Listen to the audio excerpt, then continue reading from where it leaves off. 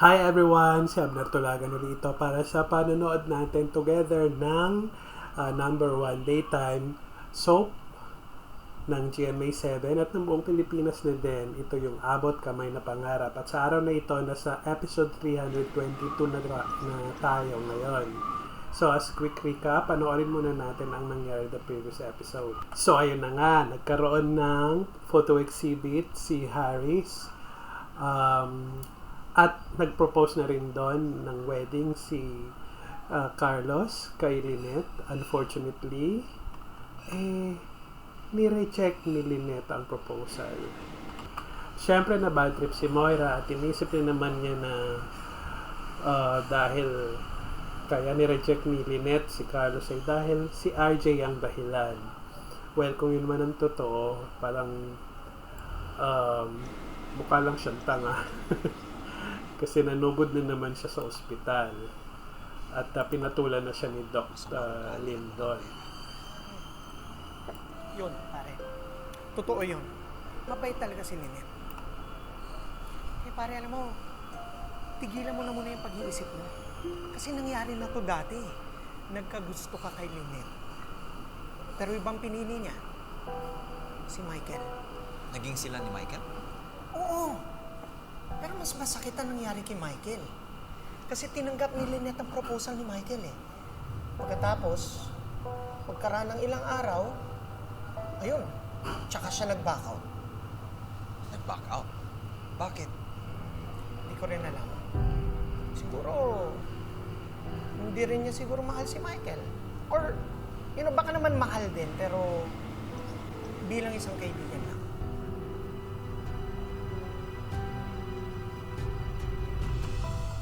So parang nagka-backslog niya. Nalaman yung nangyari kay Michael dati. So pangalawang boyfriend na si Carlos, after nila naging sila ni RJ before. And yun na nga, ni-reject din yung wedding proposal. Wala rin nangyari. Well, we don't know. But right now, ganun ang latest kay Lynette with this latest boyfriend. At ito ang mag-ina. Anong alam mo? Umalis na si Doc RJ. Kanina pa. Pero hindi ko alam kung saan siya nagpunta. Akala ko naman kung ano yung alam mo. Wala ka rin naman palang silbi. Alam ko lang, kanina si Doc RJ mukhang masayang-masaya nung turn down ni Ma'am Lynette si Doc Carlos. Trigero din Bakit kaya? Ano sabi mo? Mami, tara hanapin na lang natin si Daddy. Tara na. Doc Lindon, I'm sorry. Nang-aasar si Lyndon kasi may alam siyang sikreto. Alam niyang yung truth na hindi talaga anak na si Carlos talaga ang tatay ni Zoe at hindi si RJ. So, hindi pa alam ni Moira yon. Ang nakakaalam lang si Zoe na alam ni Lyndon yung sekreto niya. Pinaglalaroan ni Lyndon yung situation.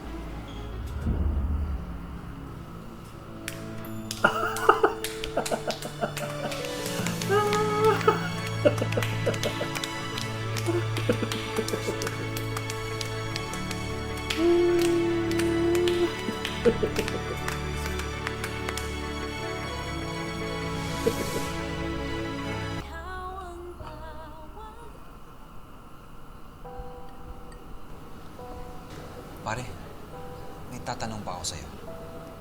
Di ba naalala mo na pinapaanal ko yung kasal namin ni Moira? Bakit natigil mo? Hindi ko rin alam, pare. Hindi ko nga alam kung ano nangyari sa kaso ninyo ni Moira eh. Pero naniniwala akong babalik ang mga alaala mo. At ikaw mismo makakasagot ng mga tanong mo. Pero sa ngayon,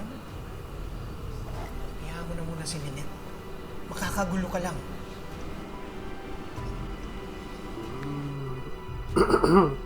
Hindi pa pala totally bumabalik yung memory ni Robert. Naloloka ka talaga ako yung mata. Well, hindi ko talaga alam kung bakit pa nag-i-stay si Doc RJ dyan kay Ma'am Moira. Napaka-toxic ni Madam. Mismo. Kawawa lang si Doc RJ kasi wala, bilanggo siya ng isang toxic na relationship. Ay, Alam niyo kung sino yung swerte? Si Tita Linet kay Doc Carlos. Kasi Ay. mabait, masipag, mapagkakatiwalaan. oh, Alam mo kung sinong mas maswerte? Sino? Si Doc Annalyn. bakit? Kasi dito ko eh. Sasakaling kita Halika, ama ka na, Hindi ama ka na. lalaki ako sa'yo, Hindi, nakakaloka ka. pero Nanakit. eto kasi, seryoso. Kaya nga hindi ko maintindihan eh. Bakit kaya tinurn down ni Tita Linet yung proposal ni Doc Carlos? Kung baka hindi pa siya ready. Tama, tama. Or, baka dahil sa nangyari sa kanila ni Doc RJ during the Lindol and the events after that, Sparky natutulog na damdamin nila sa isa't isa. Sayang ka na naman. Chichismisan talaga. Si conclusion ka na naman. Nurse Ivan, hindi sa ganun. Tapos na yung chapter ni nanay at ni tatay. Talagang hindi lang ready si nanay. Yun lang yun. Kailangan niya lang ng time. Dr. Santos, hindi kaya, mas okay na rin na hindi kagad nag-guess si Ma'am Lynette kay Doc Carlos. Well, at least, meron pa silang time na makilala nila yung isa't isa. Sa tingin ko naman, Dok, kilala na naman nila isa't isa eh, di ba? Baka may dapat pa silang malaman tungkol sa kanilang dalawa.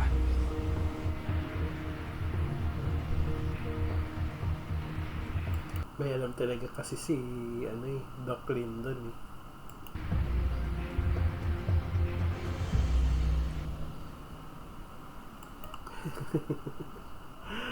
Talagang ang laking issue yung pag-reject ni Lynette sa wedding proposal kasi very public nung ginawa eh. So very public din yung pag-reject.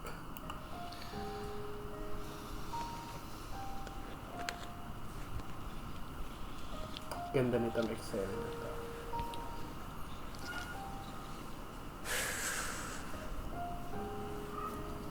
Dad. Dad, okay ka lang? Gusto mo uminom?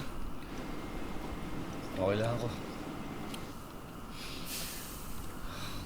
Akala ko mahal ako ni Lynette. Akala ko ako na yung pinili niya.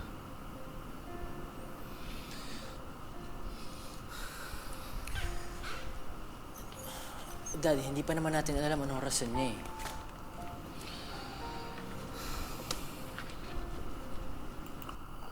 Yeah, baka may naramdaman si Lynette na itinatago mo. Nak, hindi ko alam kung anong pwedeng maging rason niya kung bakit niya tinanggihan ang proposal ko. Hindi ko alam, Dad. Pero baka she just wants to know you better. Or baka she just wants to make sure na hindi na mangyari ulit yung nangyari sa kanila ni Doc RJ, di ba? Or she just wants to make sure na she can trust you with all her heart. Pero Dad, kung ano man ang dahilan ni Tita Lynette, lahat yun ay valid.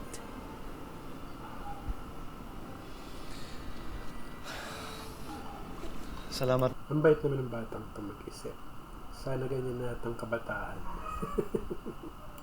Naka. Pasensya ka na at nabala ko pa yung isipit mo. Dad, huwag mo nang isipin yan. Wala lang yan. Basta, bukas, kakausapin mo si Tita Lynette, ha? Abot kamay na namin kayo.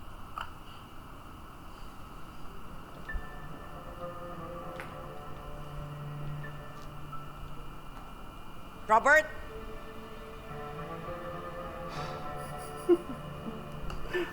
Isip.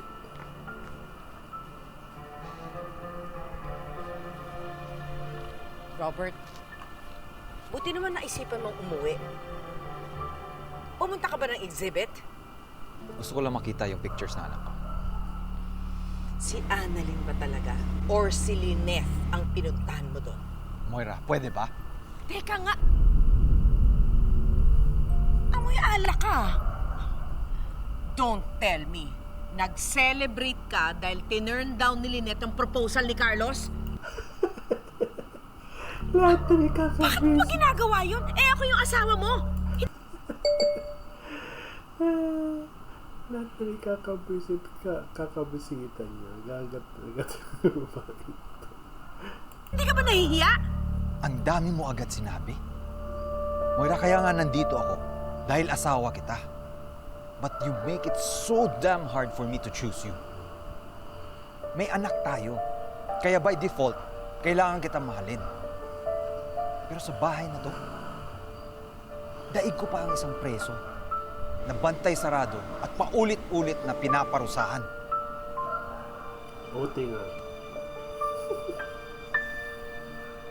Pahiya kang ngayon. Ay, nako. Moira, hindi ka natuto. Hey, love. Alam. Kanina ka pa? Nawala. Sorry, kakagaling ko lang kay Lynette eh. Oh, dapat pala sinama mo na lang siya. I did, pero tumanggi siya. May pinagdadaanan kasi siya ngayon. May pinagdadaanan si Lynette? Hindi mo pa ba alam?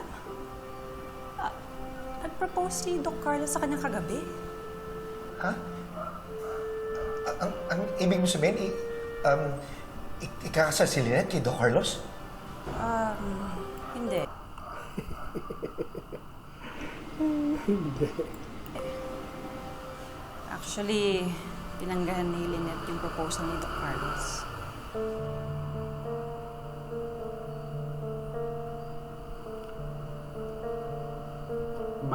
Mike part to si Doc Carlos.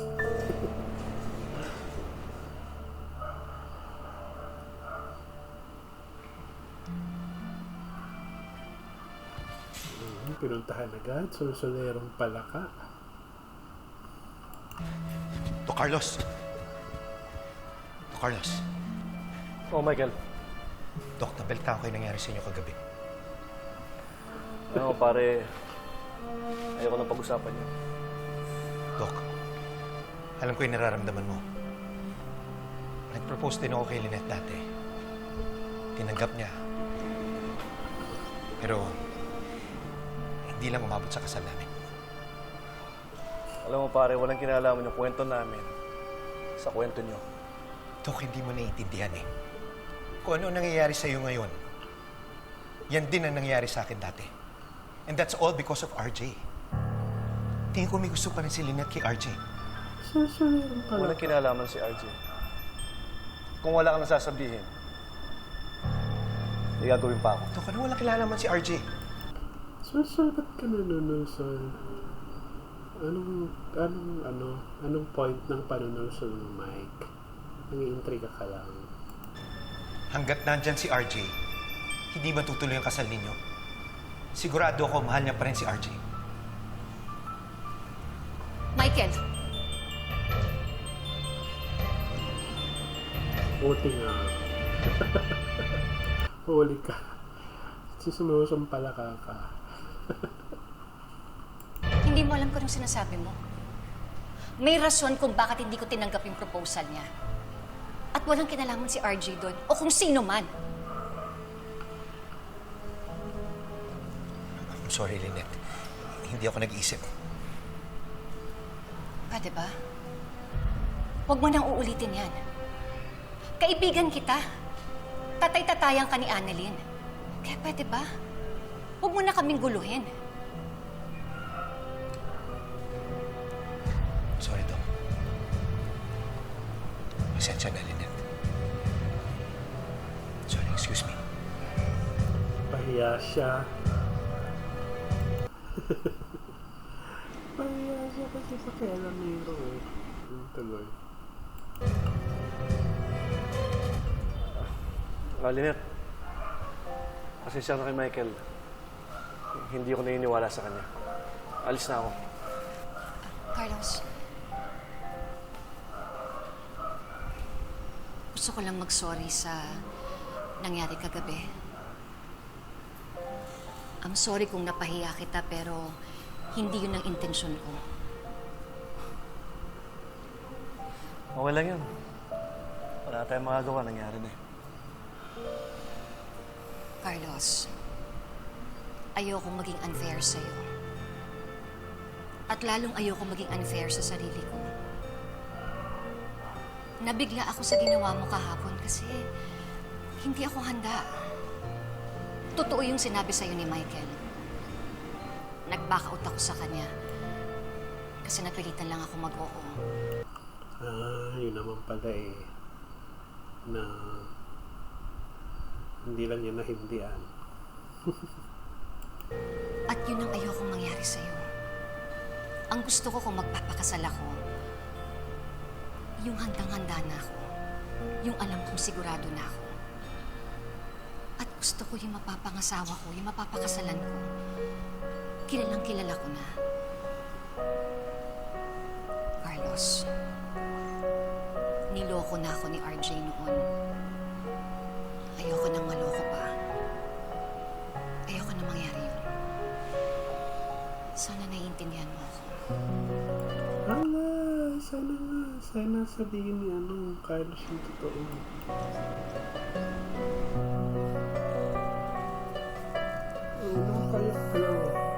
Lynette, I'm sorry.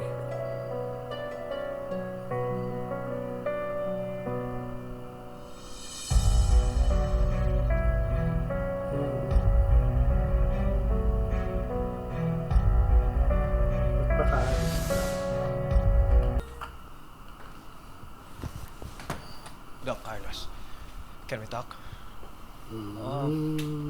Yes, Dr. Javier. Doc, Lalaki hindi naman sa naghihimasok ako sa relasyon niya ni Ma'am Lynette. Lalaki sa lalaki yung usapan yan.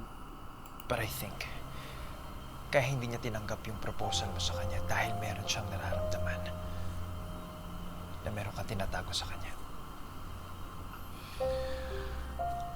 Dr. Javier, alam mo ang sitwasyon ko. But you still heard the truth. Doc, trust is the basic foundation of any relationship. Ang lakas ng loob mong mag-lecture tungkol sa trust. Samantala ikaw mismo, tinago mo ang sekreto mo sa amin. Doc, yun na nga eh. Alam ko na walang magandang maidudulot yung pagtatago mo ng katotohanan sa mga tao sa buhay mo. Lalo kang mahihirapan, lalong lalaki yung problema mo kapag nabisto ka nila. Believe me. Yeah, tama. Ang galing ng character nito ni Ang ganda ng role ni Doc Lyndon. I won't let that happen. So, wala kang balak sabihin kay Ma'am Lynette yung katotohanan? Doc, listen, if you really wanna marry her, you need to tell her about Zoe. Dr. Javier, the truth will destroy us all. Kahit sa akin si Lynette, si Annalyn, si Moira, si RJ, kahit si Zoe, masisira ang buhay namin lahat. And worse, masisira kami ni Lynette. Ayokong mangyari yun. Hindi ko kaya. Dahil mahal ko si Lynette. Selfish ka pala eh. Tama. Ganda. Ang galing ng pagiging ni Doc Lyndon. Ganda ng script. Paano naman si Annalyn? Isipin mo naman si Annalyn, Doc. Si Zoe. Pinagkakait ni Zoe si Doc RJ kay Annalyn. Kahit wala namang karapatan si Zoe sa kanya. Alam mo, Doc Javier, ayoko lang magulong buhay naming lahat. Fine.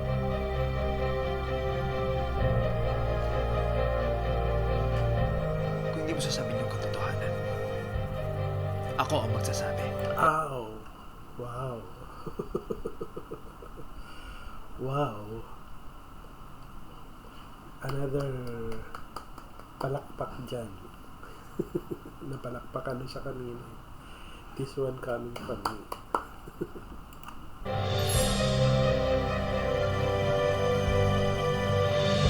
I think public marriage proposals should be banned. Kasi parang hold up eh. Yung bang bibiglain ka, tapos mapipilitan ka na lang mag-oo para lang hindi mapahiya yung lalaki. Diba? Alam mo yung mga bagay na ganyan, dapat pinag-uusapan yan. You align your beliefs. You align your financial maturity. And of course, your reaction to conflict most of all. Hindi yung bigla ka na lang luluhuran in a sweeping gesture and then parang you're so pressured to say yes. Ganda ng POV niya, no? Ni Dina Bonnevie sa sa wedding proposal, public wedding proposal. Tama naman kasi minsan malaking pressure sa babae. Alam mo, Lynette, ang sinasabi ko lang naman dito is you don't have to feel guilty. Kung hindi ka pa talaga handa magpakasal, edi hindi. Ma'am Giselle, maraming salamat ha. Ang gusto ko lang naman kasi, mas makilala pa namin ni Carlos yung isa't isa bago kami magpakasal. Bakit? Hindi mo pa ba kilala si Carlos? Alam ko lang na mabait at mabuti siyang tao, na mahal niya yung anak niya, inaalagaan niya si Chang Susan, si Annalyn. Alam ko din na masipag siya, responsable, matalino, tsaka hindi seloso. Pero, Ma'am Giselle, sa'yo ko lang po ito sasabihin na kung minsan kasi parang pakiramdam ko na parang meron pa akong hindi alam tukol kay Carlos. See, malakas ang woman's intuition. Na sa mga ganyan, malakas ang kutob lagi ng mga babae. Do you think he's hiding something? You know what? I've always been vocal about this. Lagi ko tong sinasabi na ang feeling ko si Carlos, may mystery pa rin sa kanya eh. Not the good kind, ah. Kaya dapat sana alamin mo muna yan, madiscover mo yung lahat. Para mapanatag ang loob mo, para at least, pag nagpakasal ka, naghanda ka na. Salamat, Giselle. Dr. Javier, huwag kang magkalam sa buhay namin. But I care about these people! To kapag magiging pamilya mo sila, habang buhay mo silang lolokohin, habang buhay mo ipagkakailit kay Dr. Annalyn yung katotohanan. Medyo nabulong siya doon, ipagkakait. Yung pagkakait. Buti rin magaling umarte. Kahit nagbakal, tuloy lang. At hindi ako papayag! Nasa iyong desisyon ngayon, Doc. Ikaw ang magsasabi. O ako. Doc. Ah, ang tapang. Ang tapang. Mahal mo si Ma'am Lynette, di ba?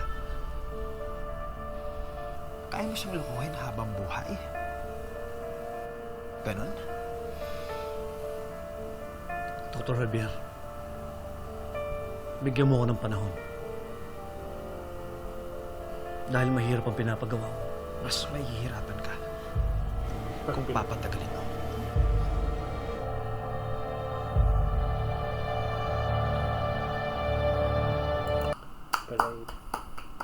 Galing pa yung pagkakaarte niya. Ni Ken Chan is really a good actor. Dito ko nakita na magaling siyang artista sa show na to. Kasi hindi ko napanood masyado yung mga previous shows niya. Magaling siya.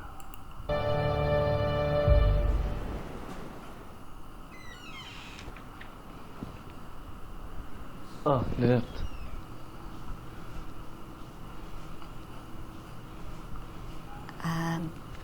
Nagdala ko ng ginatang bilo-bilo para sa'yo. Salamat.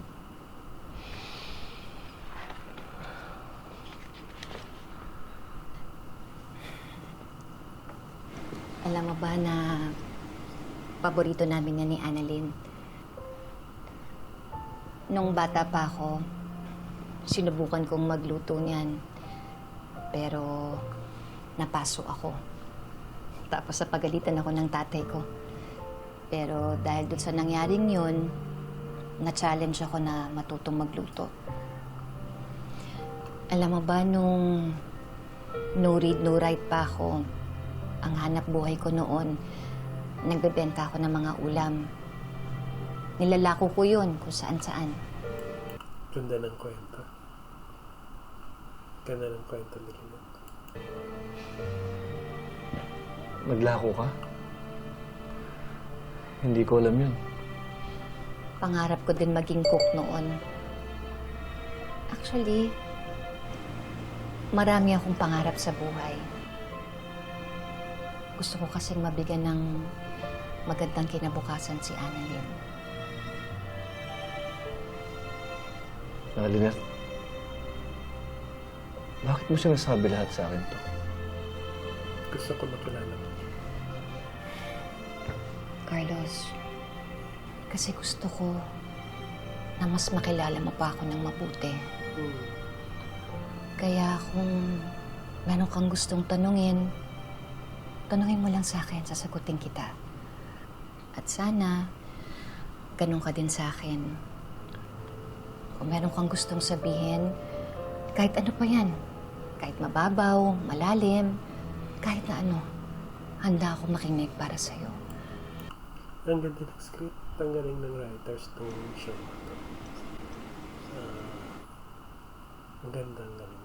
Galing nila.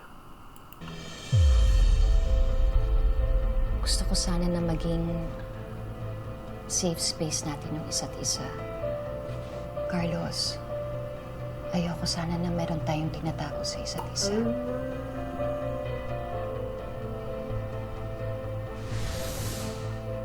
Doc Lyndon! Doc. Okay ka lang? Yeah, I'm okay. Sure ka ba, Doc?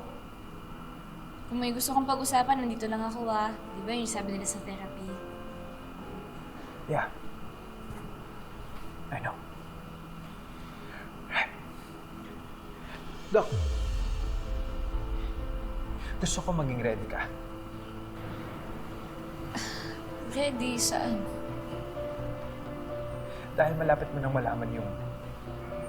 Malaman yung?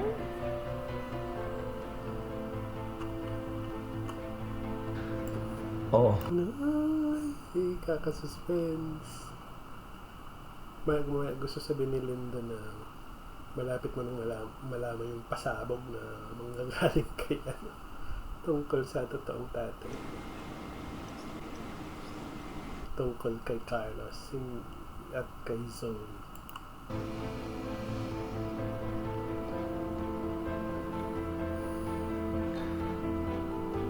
Meron akong gustong sabihin sa'yo.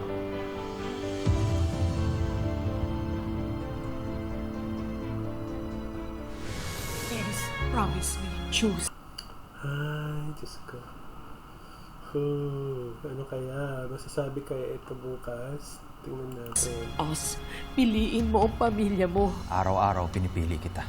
Kayo ni Zoe. Pero wag sana dumating yung araw na hindi na kita kayang piliin. Dahil sa mga nadidiscover ko sa'yo. Kapag minalaman ka na isang information, and it's a crucial information, at kapag binulgar mo yung information na yun, maraming masisira. Sasabihin mo pa ba? Siguro. Kahit na hindi ka naman kasama dun sa issue? Hindi ka nalabas sa issue kung alam mo yung sikreto. So, parte ka na ng sikreto yun. Ma'am, may alam mo kung solusyon dyan. Anong ibig mong sabihin? May nakita ka na bang nag-ingay na bangkay? Anak, saan ka pupunta? Aayusin ko yung problema. Hindi ako papayag na sirain mo yung buhay ko. Papatayin nila si Doc Lyndon.